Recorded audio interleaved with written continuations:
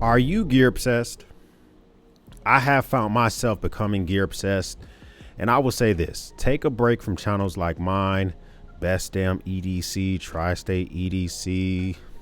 I mean, just anybody who's promoting gear, emergency preppers, city prepping, anything that's promoting you from being distracted from your actual mission, which is getting shit done, whether that's preparedness for your family, your daily job, or just being an efficient person. You know, I've recently kind of did an assessment of my channel recently. I was like, damn, I'm talking about gear a lot, which is fine by me, but that may not be the best thing for you. It's crazy because when I was in the Marine Corps for the longest amount of time, the only thing I carried was this, a Gerber MP600. I knew what a pocket knife was, but this was issued to me, several different versions of it, you know, whatever they gave us. And the thing is this thing does everything I needed to do. Okay. Yeah, you got to open it up. Garbage truck. Give me a second. Basically everything I needed to do, right? If I had to cut something, I could just pull the knife out and use the knife. If I had to, you know, screw something in or take something apart, it had Phillips. It has slotted. It did everything that I needed to do. Open cans and just basically whatever. And this is, I'm talking about using this thing in a warehouse when I was a supply Marine. When I transitioned to became contracting, it got stuff done overseas, like anything where I was using it in Afghanistan or using it in Spain or Greece or wherever. It got the job done. And now I primarily am a big fan of carrying my Leatherman Free P4 because this basically gets the job done. I've modified it a little bit to add a bit driver, right? Because it didn't have one organically, but this thing kind of gets the job done too. The one hand opening, and it's featured. It has a knife on it. It does everything that I would want a tool to do in my pocket. And what I've noticed is that gear obsession is kind of steering me away from completing the mission. And I don't want that to be the case for you either. I don't want you to think about something so much that it is affecting how you get stuff done. So another example I would give you is that this is my Sony FX3.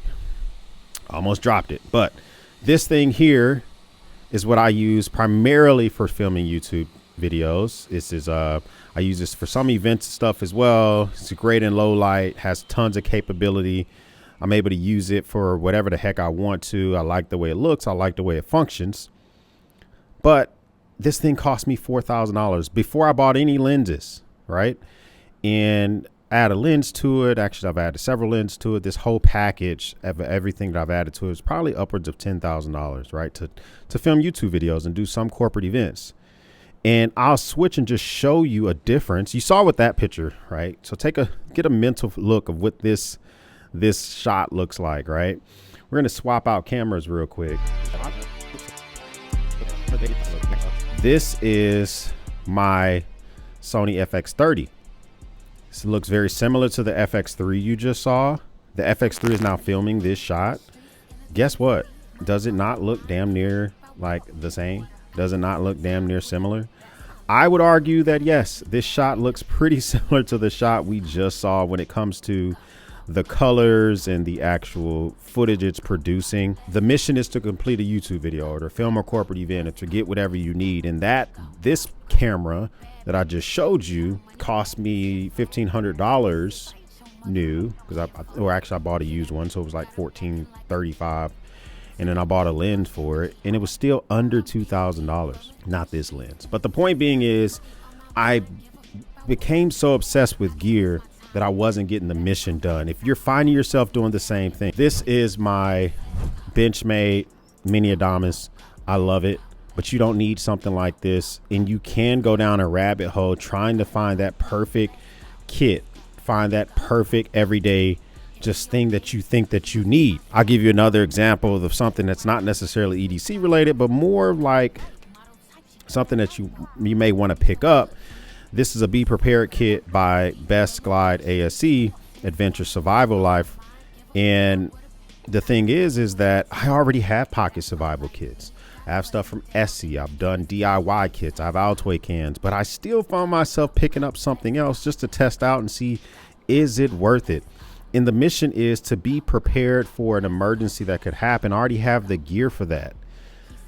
Now, if you're falling down a rabbit hole, you're finding yourself, whether it has to do with any type of gear, cigars, man cave stuff, EDC stuff, I say this.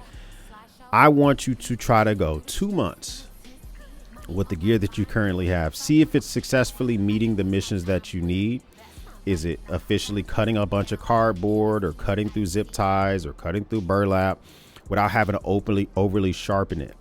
Are you able to take apart or loosen a fastener or a screw without having to go get extra kits or extra tools? Are you able to disassemble something with the kit that you already have? If you're noticing weaknesses in your kit, then you may need to upgrade something. Maybe you do need to get a better multi-tool that has bits that you need always loaded versus just rocking what you currently have. But it's not necessarily something you have to do. Now, if this is a hobby of yours, then all right, whatever, man. Just do what you want to do, you know what I'm saying? But if you're legit coming to these videos because you don't know what to get and why, don't reflexively buy the crap that we're showing you because you have a fear of missing out. Also, if you need to take a break from channels like mine, then listen, I'm not going nowhere, God willing. So feel free. We will be here when it's time for you to come back. But don't let gear fatigue and you hunting for the perfect gear hold you back. First time stopping by, hit the subscribe button. I would love to have you part of the battalion. And this is the thing also, side note, I'm also so thinking about gear so much. Like, I want to process my audio a little bit better and YouTube stuff a little bit better. I'm still going to go down a rabbit hole because I know I have things to take care of, but that's just me. If this is not your first time stopping by, well, thank you once again for watching me run my grape. But everyone else, we'll speak soon.